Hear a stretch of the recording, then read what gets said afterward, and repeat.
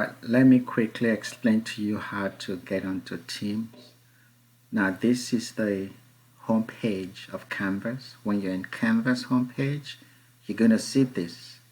So this is the table that shows the classroom link.